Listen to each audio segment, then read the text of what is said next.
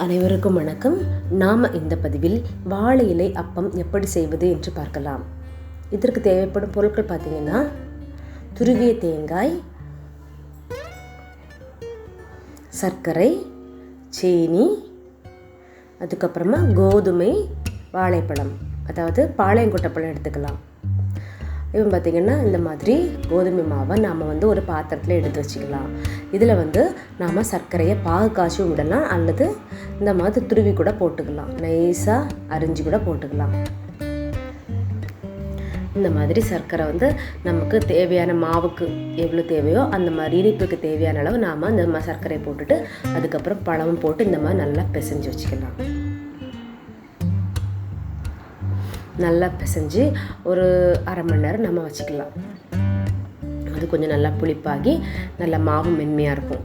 இந்த மாதிரி ஒரு பதம் வரும். இந்த பதம் வந்த அப்புறமா நம்ம மாவை சிறிய உருண்டைகளாக உருட்டி வச்சுக்கலாம்.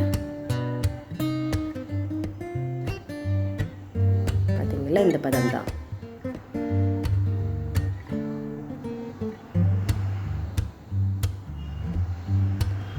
அதுக்கப்புறமா நாம் வாழை இலையை நல்லா கழுவி எடுத்துக்கலாம். அதை இந்த மாதிரி கட் பண்ணிக்கலாம். இதை இன்னும் பாதியாக கட் பண்ணி இந்த மாதிரி வச்சுட்டு நாம் அப்பம் செய்கிறதுக்கு வச்சு அந்த உருண்டையை இந்த மாதிரி எடுத்து வாழை இலையில் தட்டணும். இந்த மாதிரி நம்ம தண்ணி தொட்டு தொட்டு தட்டணும் அப்படின்னா கைகளில் ஒட்டாது. அதனால தண்ணி தொட்டு தொட்டு இந்த மாதிரி நைஸாக பரப்பணும். ரொம்ப மெல்லிஸாக இருக்கிற மாதிரி நாம் பார்த்துக்கணும். அதனால தண்ணி தொடும்போது கொஞ்சம் நம்ம கையிலே ஓட்டாது, ரொம்ப மெல்லிசாவும் நம்ம பரப்ப முடியும். இப்போ இதில் தேங்காய் போட்டுக்கலாம். தேவையான அளவு தேங்காய் போட்டுட்டு ஒரு 1/4 ஸ்பூன் கொஞ்சமாக சீனி போட்டுக்கிட்டோம் அப்படின்னா இந்த மாதிரி நாம் நிறைய எடுத்து வச்சுக்கணும். அதுக்கப்புறமா நிறைய எடுத்து வச்சுக்கலாம்.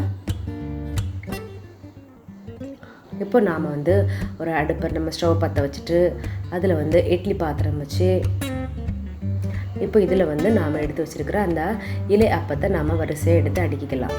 இதை நல்லா மூடி போட்டு நல்லா வேக வைக்கணும். ஆவியில் நல்லா வேகணும். மூடி போட்டு வச்சுக்கணும். ஒரு 5 நிமிஷம் 10 நிமிஷம் கழிச்சிட்டு ஓப்பன் பண்ணி பார்த்தீங்க அப்படின்னா இலை அப்பம் தயார். வாசனையான கமகமனு ரொம்ப ஹெல்த்தியான, அதாவது ரொம்ப உடம்புக்கு ஆரோக்கியம். ஏன்னா இது கோதுமை மாவு தான், அதனால தான். இது பார்த்திங்கன்னா இதில் வெந்துருச்சு அப்படின்னா இந்த மாதிரி நம்ம இலை எடுத்தால் இந்த மாதிரி வரும். ரொம்ப சாஃப்டாக இருக்கும்.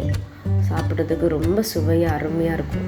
இதை நம்ம செல்ல கண்ணனுக்கு கொடுக்கலாம். ஃபஸ்ட்டு அவனு சாப்பிட்டு அவன் எப்படி இருக்குன்னு நமக்கு சொல்லுவான்.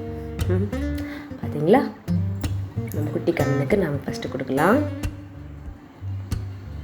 அவனுக்கு கண்டிப்பாக இது பிடிச்சிருக்கும் அப்படின்னு நம்புவோம்.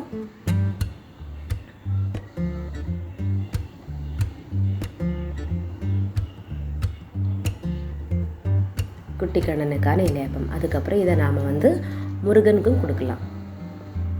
அவனுக்கும் ஒரு குட்டியாக ஒரு சின்ன தட்டில் முருகனுக்கும் ஒரு அப்பம். இலையில் செய்த வாழை இலையப்பம் தயார். கண்டிப்பாக எல்லோரும் செஞ்சு பாருங்கள். எல்லாருக்குமே பிடிக்கும். நன்றி.